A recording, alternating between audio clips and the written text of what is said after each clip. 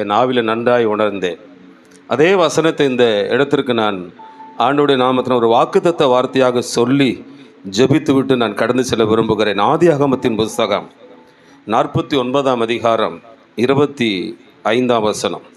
உன் தகப்பனுடைய தேவனாலே அப்படி ஆயிற்று, அவர் உனக்கு துணையாயிருப்பார். சர்வ வல்லவராலே அப்படி ஆயிற்று, அவர் உயர வானத்திலிருந்து உண்டாகும் ஆசீர்வாதங்களினாலும் கீழே ஆழத்தில் உண்டாகும் ஆசீர்வாதங்களினாலும் ஸ்தனங்களுக்கும் கர்ப்பங்களுக்கும் உரிய ஆசீர்வாதத்தினாலும் உன்னை ஆசீர்வதிப்பார். இந்த சபைக்கு வானத்தின் ஆசீர்வாதம் உண்டாகும், பூமியிலிருந்து வருகிற ஆசீர்வாதம் உண்டாகும். ஒரு குழந்தை வளர்த்தெடுப்பதற்கு தாய் தன் ஸ்தனத்திலிருந்து பால் ஊட்டுகிறதை போல இந்த சபைக்கு வருகிற ஒவ்வொரு மக்களுக்கும் கர்த்தரே களங்கம் இல்லாத திருவசனம் என்கிற ஞானப்பாலை ஊட்டி மக்களை வளர்ப்பாராக. அது மட்டுமல்ல, கர்ப்பங்களுக்குரிய ஆசீர்வாதம். இந்த சபை மலட்டு சபையாய் இருக்காது.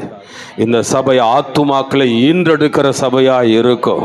அநேக ஆடுகளை ஈன்றெடுக்கிற சபையாய் இருக்கும். அநேக திருச்சபைகளை உருவாக்குற சபையாய் இருக்கும். அநேக ஊழியர்களை உருவாக்குற சபையாய் இருக்கும். கர்த்தர் ஒரு வார்த்தையை சொல்லுவாரானா உண்மையாய் அதற்கு ஊழியர்கள் கீழ்ப்படியும் பொழுது கர்த்தர் பெரிய காரியத்தை செய்ய அவர் உண்மை உள்ளவராய் இருக்கிறார். கர்த்தருடைய கரம் இன்னைக்கும் குறுகி போகாமல் இருக்கிறது. அவருடைய கரத்திலிருந்து வல்லமை புறப்படுகிறது. அவருடைய கரத்திலிருந்து அதிசயம் புறப்படுகிறது. அவருடைய கரத்திலிருந்து பராக்கிரம் புறப்படுகிறது. அவரை நம்புகிறவர்களை அவர் ஒரு நாளும் கைவிட மாட்டார். இதுதான் செய்தி. இப்பவுமே கூட முடிச்சிடலாம், ஆனால் நீங்கள் என்ன ஒரு மாதிரி பார்ப்பீங்கிறதுக்காக நான் ஒரு குறிப்பாவது உங்களுக்கு நான் பேச விரும்புகிறேன்.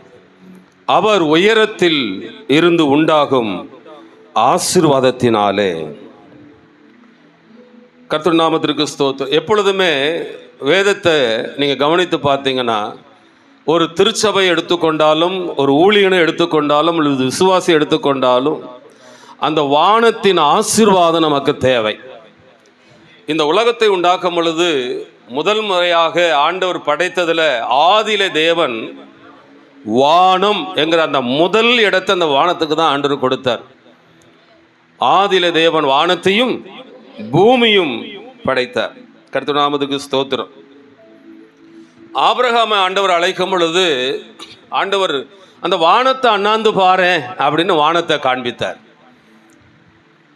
அந்த வானத்தில் உள்ள ஆசீர்வாதங்கள் அவன் பார்க்கும் பொழுது நட்சத்திரங்களை பார்க்கிறான். அதுபோலவே உன் சந்ததியை நான் பெருக பண்ணுவேன் என்று ஆண்டவர் சொன்னார்.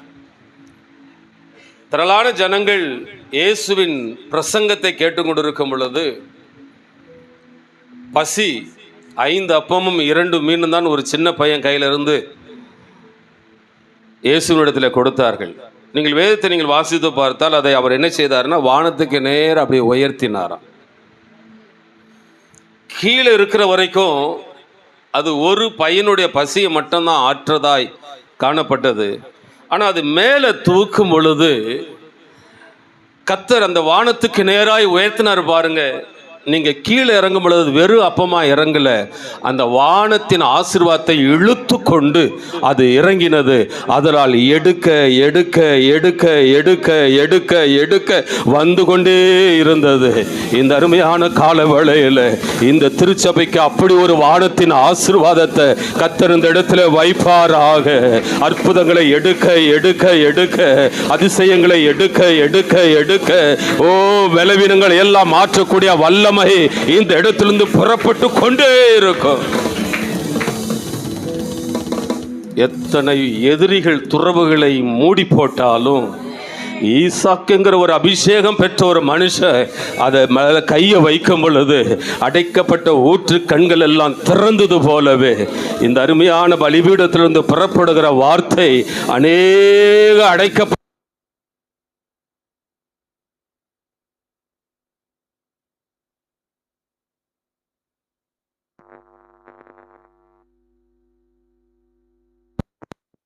பிரியமான கர்த்தருடைய பிள்ளைகளே,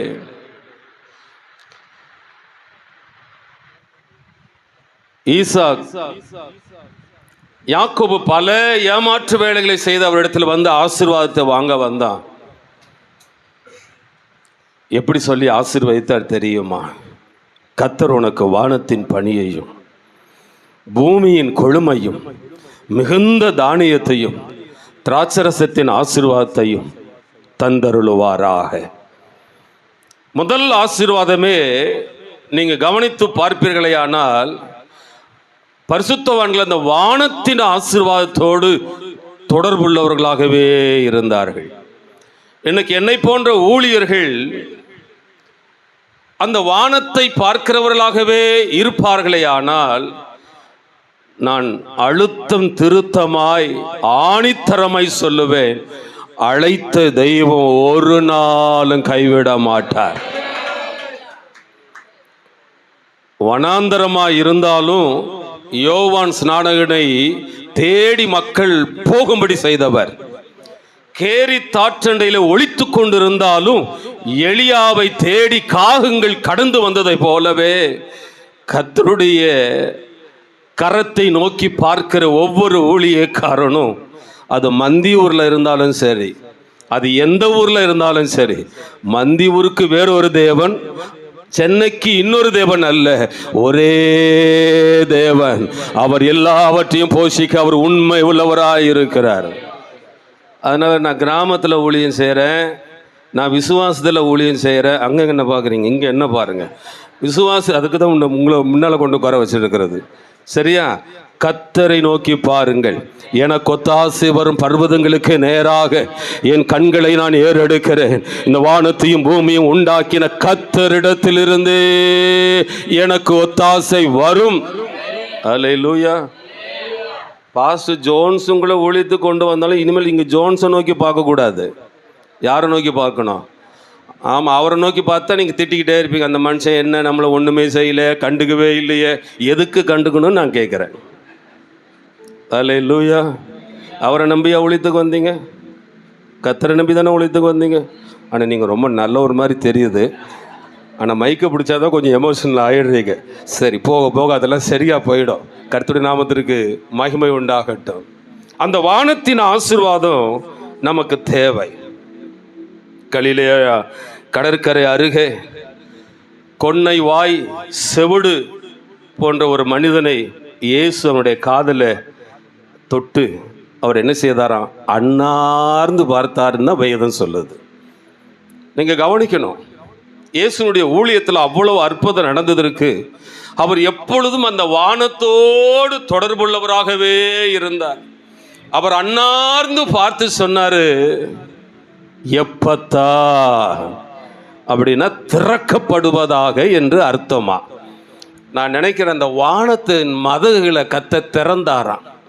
அல்லேலூயா, ஸ்தோத்திரம். ஒரு சகோதரி தரிசனத்தில் பரலோகத்துக்கு கொண்டு போனாராம் ஆண்டவர். நீங்கள் கூட புத்தகத்தில் வாசித்திருக்கலாம். அந்த தரிசனத்தில் கொண்டு போகும்போது ஆண்டவர் ஒவ்வொரு அறையாக திறந்து காண்பித்தார். ஒவ்வொரு அறையும் பார்க்கும் பொழுது மனிதனுடைய அவயங்கள், சரீரத்தின் உறுப்புகள் எல்லாம் புத்தமுதிய இருதயம், புத்தமுதிய கிட்னி போன்ற அவயங்கள் எல்லாம் அங்கு ஏராளமாய் அடுக்கி வைக்கப்பட்டிருக்கிறதா. அப்போ இந்த சகோதரி கேட்டார்களாம், ஐயா இதெல்லாம் மனிதனுடைய சரீரத்தின் உறுப்புகள் ஆயிற்று, இதெல்லாம் ஏன் இங்கே வைக்கப்பட்டிருக்கிறது கேட்கும் பொழுது அவர் சொன்னாராம், என்னுடைய பிள்ளைகளுக்காகவே இதை நான் வைத்திருக்கிறேன். அல்லேலூயா. அவர் கண்ட தரிசனம் ஒருவேளை உண்மையாக இருக்குமானா அந்த காதில் இயேசு கரத்தை வைத்து அன்னார்ந்து பார்த்து, ஆண்டவரே இந்த மனிதனுக்கு உண்டான ஒரு புது அவயத்தை நீர் கொடுப்பீராக. சவுலுக்கு வேறு இருதயத்தை கொடுத்தார் என்று வேதம் சொல்லுகிறது அல்லவா. இந்த அருமையான பகல் வேளையில் நான் பிரசங்கித்து கொண்டிருக்கும் பொழுது இந்த வார்த்தையை நீங்கள் விசுவாசித்து ஸ்தோத்திரம் பண்ணி கொண்டு இருப்பீர்களே ஆனால், உங்களுடைய இருதயத்தில் அந்நிய பாஷை பேசிக் கொண்டிருப்பீர்களே ஆனால், ஆவிலே நீங்கள் நிரம்பி கொண்டிருப்பீர்களே ஆனால், யாருக்கு தெரியும் இன்னைக்கு உங்களுக்கு ஒரு புது இருதயத்தை கர்த்தர் கொடுக்க அவர் வல்லமை உள்ளவராய் இருக்கிறார். சாதாரண அற்புதம் அல்ல, ஒரு சூப்பர் நேச்சுரல் பவரை கர்த்தர் இந்த இடத்துல இறக்க அவர் வல்லமை உள்ளவராய் இருக்கிறார். கர்த்தருடைய ரேமா வார்த்தை புறப்படும். ஆனா எந்த நிலையில் நீங்கள் இருந்தாலும் கத்த அந்த நிலையை மாற்றக்கூடிய சர்வ வல்லமை உள்ள நம்முடைய ஆண்டவர். எப்பத்தா என்று சொன்னவர் உங்களுடைய வாழ்க்கையில அடைக்கப்பட்ட எல்லா கதவுகளையும் இயேசுவின் நாமத்தினால திறக்கப்படுவதாக, திறக்கப்படுவதாக. ஆரோக்கியத்தின் கதவு திறக்கட்டும், ஆசீர்வாதத்தின் கதவு திறக்கட்டும், தெய்வீக வல்லமையின் கதவு திறக்கப்பட்டட்டும். கட்டப்பட்ட நிலைகள் எல்லாம் நசரேயனாகிய இயேசுவின் நாமத்தினால் கட்டுகள் அறுக்கப்படுவதாக. 18 வருடமா ஒரு ஸ்திரீ ஆலயத்துக்குள்ள குனிஞ்சே வந்தா, குனிஞ்சே போனா. சில நேரங்களில் சில ஆராதனை குனிந்து வருகிறவர்களை நிமிர்த்தி விடுவது இல்லை. சில இடங்களில் சில சபை குனிந்து வருகிறவர்களை நிமிர்த்தி விடுவது இல்லை. 18 வருடமா. ஆனா ஒரு நாள் இந்த அண்ட சராசரங்களையும் படைத்தவர், அகிலத்தையும் ஆளுகிறவர், இந்த மனு குலத்திற்காய் தன் ஜீவனையே அர்ப்பணித்த இயேசு அந்த ஆலயத்தில் இருந்தார். இயேசு சொன்னார், இவள் ஆபிரகாமின் குமாரத்தி அல்லவா, சாத்தான் இவளை எப்படி கட்டி வைத்திருக்க முடியும் என்று இயேசு அந்த ஆராதனை கட்டை அவிழ்த்தார். அவள் நிமிர்ந்தாள் என்று வேதம் சொல்லுகிறது. இந்த அருமையான கால வேளையில் ஆண்டவருடைய நாமத்தினால் கர்த்தருடைய ஊழியனை நான் விசுவாசித்து சொல்லுகிறேன், நீங்கள் வந்தவர்கள் வந்த வண்ணமாக அல்ல, இயேசு உங்கள் கட்டுகளை அறுப்பாராக. இன்னைக்கு கர்த்தர் உங்களை நிமிர பண்ணுவாராக. எப்பத்தா திறக்கப்படுவதாக. உங்களுக்கு ஒரு அற்புதத்தின் கரம் திறக்கப்படுவதாக. உங்களுக்கு ஒரு ஆசீர்வாதத்தின் கதவு திறக்கப்படுவதாக. உங்களுக்கு நன்மையின் கதவு திறக்கப்படுவதாக. ஒருவனும் பூட்டக்கூடாதபடி திறக்கிறவரும், அல்லேலூயா, தாவீதின் திறவுகோலை உடைகிற தேவன் நம்மத்திலே இருக்கிறார். கர்த்தர் உங்களுக்கு திறப்பாராக. ராஜாவுக்கு கைலாக கொடுக்கிற ஒரு மனிதன் கேட்டான், வானத்தின் மதகுகளை கர்த்தர் உண்டாக்கினாலும் இது நடக்குமா? ஏன் நடக்காது? நாம் ஆராதிக்கிற ஆண்டவர் என்ன சாதாரண ஆண்டவரா? அவர் சர்வ வல்லமை உள்ளவர், எல் ஷடாய் என்கிற நாமம் உடையவர்.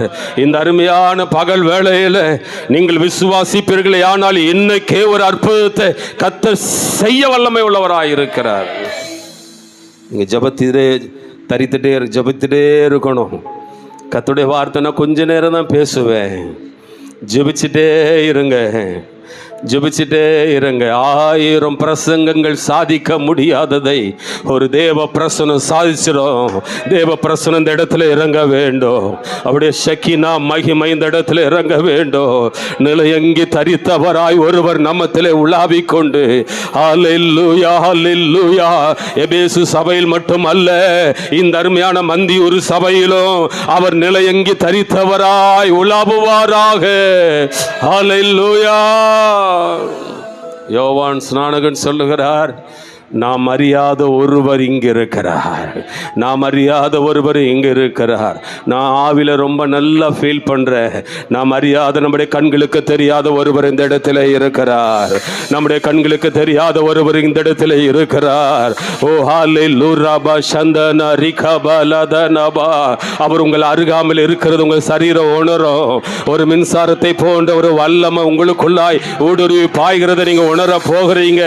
கர்த்தர் இன்னைக்கு ஒரு ரூபத்தை, கர்த்தர் இன்னைக்கு ஒரு எழுப்புதல, கர்த்தர் இன்னைக்கு ஒரு ஆரோக்கியத்தை, கர்த்தர் இன்னைக்கு ஒரு சுகத்தை, கர்த்தர் இன்னைக்கு ஒரு பராக்கிரமத்தை கர்த்தர் செய்கிறவராய் இருக்கிறார்.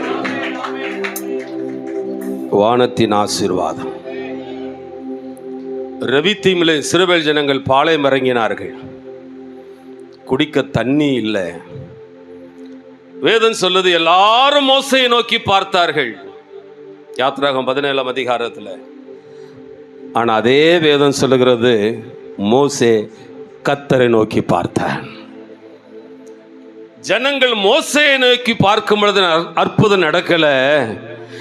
எப்போ மோசே கர்த்தரை நோக்கி பார்க்கிறானோ அப்பமே கண்மலைகள் பிளந்து தண்ணீர் வர ஆரம்பித்து விட்டது. இன்னைக்கு உங்க பார்வையை கொஞ்சம் மாற்றணும். இன்னைக்கு உங்க பார்வையை கொஞ்சம் மாற்றணும். மார்த்தாள் மரியாள் இயேசுவுக்கு ஆள் அனுப்பினாங்க. ஐயா, உம்முடைய சிநேகிதன் உடல்நிலை சரியில்லாமல் இருக்கிறான். நீர் பெத்தானியாவுக்கு வந்து போகும் பொழுதெல்லாம் உம்மை உபசரித்தவர், உமக்கு பரிவாரங்களை செய்தவர், உம்மை நேசித்தவர், தங்க இடம் கொடுத்தவர், வீட்டை கொடுத்தவர். இன்னைக்கு உடல்நிலை சரியில்லாமல் இருக்கிறான், வாங்க ஐயா வந்து ஜெபிங்க அப்படின்னு சொல்லி ஆட்களை அனுப்புனார். ஆனால் வேதம் சொல்லுது, அவர் என்ன செய்தாராம்? தாமதித்தார், உடனே போகலை. சில நேரங்களில் ஊழிய பாதையில் கூட நம்ம கேட்ட உடனே சில காரியங்கள் கிடைக்காததை போல் இருக்கலாம். 34 வருடங்களுக்கு முன்பு எனக்கு ஆண்டவர் கொடுத்த அநேக தரிசனங்களில் சிலவற்றை இன்னும் கூட நிறைவேறாமல் இருக்கு பாஸ்டர். இன்னமும் ஜெபம் பண்ணிக்கிட்டு இருக்கேன். நம்முடைய ஆண்டவர் எப்பவுமே எப்படின்னா, ஊழியத்திற்கு வந்த உடனே நிறைய தரிசனங்களை அள்ளி கொடுத்துருவார். நம்ம அப்படியே மயங்கிடும். அவ்வளோதான், இனிமேல் நமக்கு மகிமையாக இருக்க போகுது. ஸ்கூட்ரு வந்துட போகுது, காரு வந்துட போகுது, தேர் வரப்போகுது. ஒரு தேரை கூட வராது.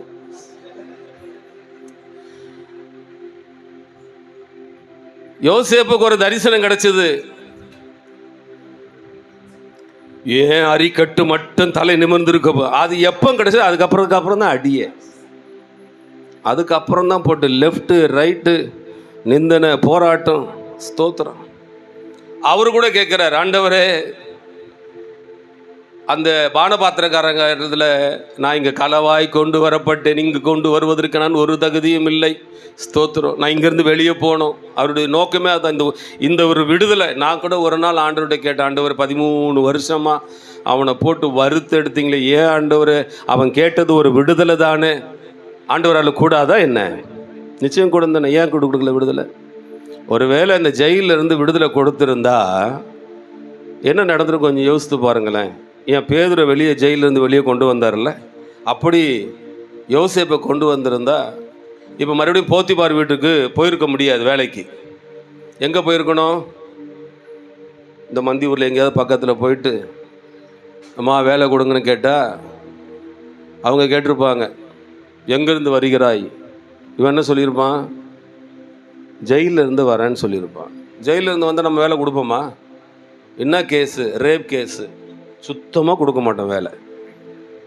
சில நேரங்களில் நம்ம கேட்டதெல்லாம் கிடைச்சிருதுன்னா, ஒன்று நம்மளை பிடிக்க முடியாது, அப்படி தானே? அதுதான் நம்மளை பிடிக்க முடியாது. அதனால தான் கொஞ்சம் அமைதியாக இருப்பார். யோசேப்பே, நீ கேட்கறது விடுதலை, ஆனால் நான் உனக்கு கொடுக்க நினைக்கிறது விடுதலை மட்டுமல்ல, விடுதலையோடு கூட ஒரு சிங்காசனத்தை கொடுக்க விரும்புகிறேன். ஹல்லேலூயா. இந்த அருமையான பகல் வேளையில் ஆண்டோட நாமத்தினால் தீர்க்க தரிசனமாய் உங்களுக்கு நான் அறிவிக்க விரும்புகிறேன். கர்த்தர் உங்களுக்கு ஒரு சிங்காசனத்தை ஆயத்தப்படுத்தி வைத்திருக்கிறார், ஒரு ரதத்தை ஆயத்தப்படுத்தி வைத்திருக்கிறார். ஏற்ற காலத்தில் தேவன் உங்களை உயர்த்தும்படி அவருடைய பலத்த கரத்துக்குள்ள அடங்கி இருங்கள். அழைத்த தெய்வம் ஒரு நாளும் கைவிட மாட்டார். அவருடைய தரிசனம் ஒரு நாளும் பொய் சொல்லாது. அது தாமதித்தாலும் காத்திருங்கள். குறித்த நேரம். தாமதிக்கிறவர்கள் தக்க சமயத்தை தேடுகிறார். ஒரு தக்க சமயம் உங்களுக்கு அருகே கர்த்தர் வைத்திருக்கிறார். அருகே கர்த்தர் வைத்திருக்கிறார். இப்போ லாசருவை கூப்பிடும் பொழுது லாசருக்கு ஜெபம் பண்ண ஆண்டவர் உடனே வரல. லாசரு ரொம்ப சீரியஸ் ஆகுது. ஐசியூல கொண்டு வச்சிட்டாங்கன்னு வைப்புங்க. ஐசியூல வச்சதுக்கு அப்புறம் கூட என்ன பண்ணல, வரல. கடைசியில் பார்த்தா யாருமே எதிர்பாராமல் லாசர் என்ன பண்ணிட்டாரு, செத்தே போயிட்டார். அடக்க ஆராதனைக்கு கூட வரல பாஸ்டர். நீங்கள் பாஸ்டர் தானே, நீங்கள் அடக்க ஆராதனை உங்கள் விசுவாசி போகலைன்னா அடுத்தது சபைக்கு வருமா? அது அப்படிப்பட்ட பாஸ்டர். ஸ்தோத்திரம். உடனே பக்கத்து சபைக்காரன் மாலை போட்டு வச்சிருப்பார் ரெடியா, இங்கே வந்து நான் உனக்கு பாட்டை தரேன், இங்கே வந்து நான் மைக்க தரேன். அல்லேலூயா. சில நேரத்தில் விசுவாசத்தில் நம்ம வளரணும்னா அவமான நிந்தனை எவ்வளோ வந்தாலும் தேவன் உங்களை என்னையும் வச்ச அந்த மந்தையில் இருந்தாதான் நமக்கு ஆசீர்வாதம். மந்தையை விட்டு இந்த மந்தையிலேருந்து அங்கே போகிறது, அந்த மந்தையில் இங்கே போகிறது, இந்த வேலையெல்லாம் வச்சுக்க கூடாது. கர்த்தர் உங்களை எந்த மந்தையில் வைத்திருக்கிறாரோ அந்த மந்தையில் தான் உங்களுக்கு ஆரோக்கியமான உணவு.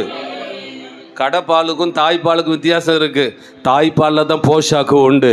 கர்த்தர் உங்களை சபைக்கு வைத்திருக்கிறார் என்று சொன்னால் அந்த சபையில் அந்த மந்தையில் உண்மையாக இருங்கள்.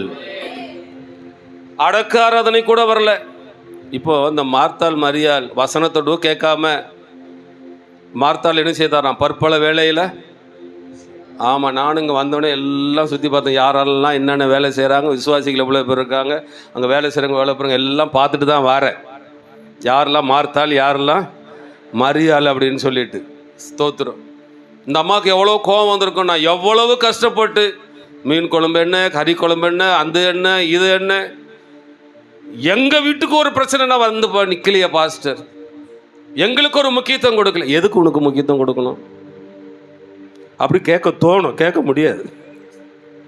ஸ்தோத்திரம். இங்கே மரியாளும் மார்த்தாள் அப்படிதான். 4 நாள் கழிச்சு ரொம்ப கூலாக வராருங்க, ரொம்ப கூலாக வராரு. அவ சொல்கிறா, ஆண்டவரே 4 நாள் ஆயிற்று, நாருமே. அவங்க பிரச்சனை நாற்றம் எடுக்கிற அளவுக்கு போயிடுச்சுங்க.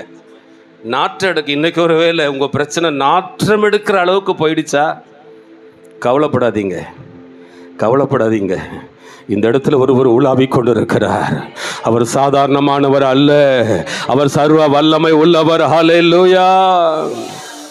கல்லறைக்கு அருகாமையில் நின்றுட்டு வேதம் சொல்லுது, இயேசு அண்ணார்ந்து பார்த்தாராம். பாருங்க, அப்பத்தை பெருக்கினாலும் அண்ணார்ந்து பார்க்கிறார், காதை திறக்கினாலும் அண்ணார்ந்து பார்க்கிறார். இங்கு மரித்து போன ஒருவனை உயிரோடு எழுப்ப போகிறார், அண்ணார்ந்து பார்க்கிறார். பாருங்க, இந்த வானத்தை பார்த்து சொல்லுகிறார், பிதாவே, இதற்கு முன்பு நீர் எனக்கு செவி கொடுத்தபடியால் உமக்கு ஸ்தோத்திரம், இனிமேலும் நீர் எனக்கு செவி கொடுக்க போகிறபடியால் உமக்கு ஸ்தோத்திரம்.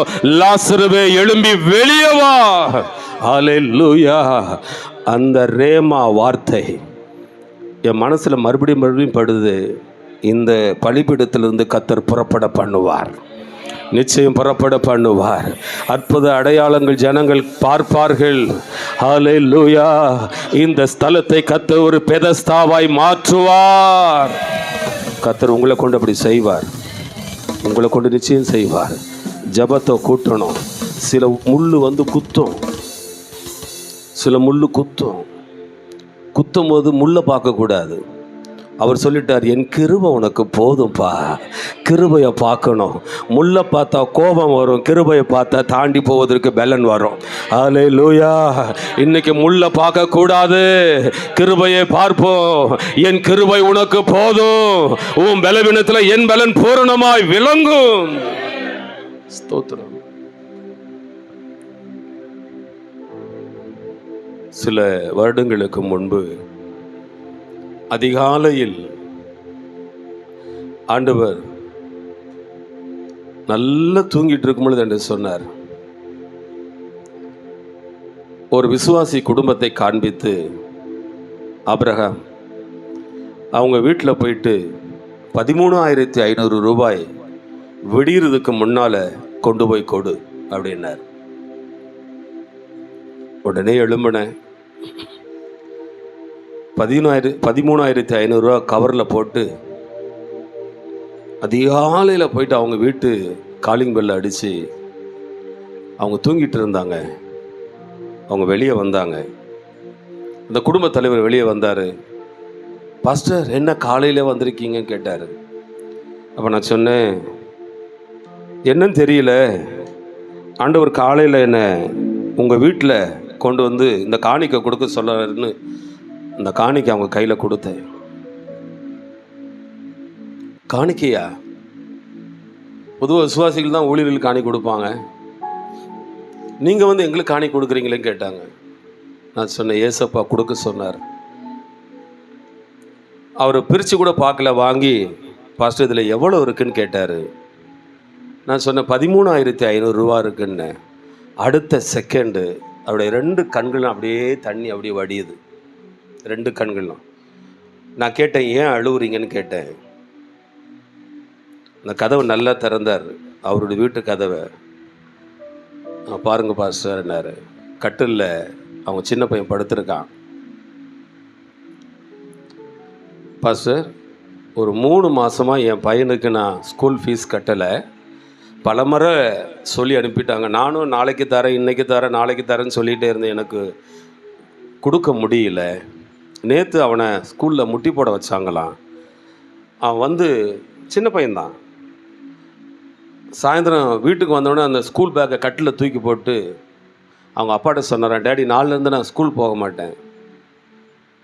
ஏன்பா எல்லாருக்கும் முன்னால் என்னை முட்டி போட வச்சிட்டாங்கன்னு அழுதானா. நீங்களும் பணம் தரேன், காசு தரேன் அப்படின்னு சொல்லி என்னை ஏமாற்றிட்டே இருக்கீங்க டேடி. அவங்க அப்பா அப்படியே உள்ளே உடஞ்சி பையன் அப்படியே நெஞ்சோடு கட்டி பிடிச்சி சொன்னாராம், இனிமேல் இந்த டேடியை நம்பாத, ஏசப்பாவை நம்பு, என்னால் முடியல அப்படி என்னாராம். அன்றைக்கி மாலை வீட்டு ஜெபம் உட்காரும் பொழுது அவங்க தனித்தனியாக ஜெபிப்பாங்களாம். அப்போ இந்த பையனுடைய டேர்ம் வந்துச்சு. நேர் முட்டி போட்டு 2 கையை அப்படியே உயர்த்தி அப்படியே தலையை அப்படியே வானத்துக்கு நேராக அண்ணார்ந்து பார்த்து சொன்னானா, ஏசப்பா எங்கள் டேடி இனி முடியாது, என்னை நம்பாதன்னு சொல்லிட்டாங்க. உங்களை தான் நம்ப சொல்கிறாங்க. நாளைக்கு நான் ஸ்கூல் போகணுன்னா நான் ஃபீஸ் கட்டாமல் ஸ்கூல் போக மாட்டேன். எனக்கு நீங்கள் உதவி செய்வீங்களா அப்படின்னு சொல்லும் பொழுதே அவன் கண்கள் அப்படி 2 கண்கள் தண்ணி கண்ணீரோடு ஜெபிச்சு அவன் படுத்தான். அவன் எழும்பி கூட இன்னும் வரலை. இஸ்ரவேலை காக்கிற தேவன் உறங்குவதும் இல்லை, தூங்குவதும் இல்லை. நீங்கள் பிரச்சனையோடு தூங்கினாலும் உங்கள் தேவன் தூங்காதவர் என்பதை நீங்கள் ஒரு நாளும் மறக்கக்கூடாது. அல்லேலூயா. என் உள்ளம் அப்படியே உடைக்கப்பட்டேன். ஆண்டவரே, எனக்கு ஒரு சந்தோஷம் என்னன்னா, அந்த பையனுக்கு ஆண்டவர் உதவி செய்ய சொன்னது, அந்த பையன் விசுவாசம் ஆண்டவர். ஆனால் எனக்கு ஒரு சந்தோஷம், என்னை பார்த்து கொடுன்னு சொன்னீங்களே, என்னை பார்த்து கொடுன்னு சொன்னீங்களே, என்னை எவ்வளவு நீங்கள் நம்பினீங்க ஆண்டவரே, அதற்காக ஸ்தோத்திரம். என் பாக்கெட்டில் இருக்கிறது என்னுடையதல்ல, என்னுடையதெல்லாம் உம்முடையது தானே ஆண்டவரே, உரிமையாக சொன்னீங்களே. இந்த அருமையான காலவெளியில் உங்களை பார்த்து ஒரு கேள்வி கேட்குறேன். உங்களுக்கு கொடுத்த செல்வம் ஆண்டவர் தான் கொடுத்தாரு, உங்களுக்கு கொடுத்த ஆசீர்வாதம் ஆண்டவர் தான் கொடுத்தாரு, உங்களுடைய பொருளாதாரங்கள் கர்த்தர் தான் கொடுத்தாரு.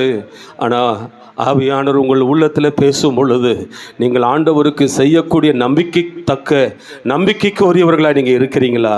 நீங்கள் அப்படி மாறுவீர்களே ஆனால் நான் சவாலாய் சொல்லுவேன், ஹல்லேலூயா.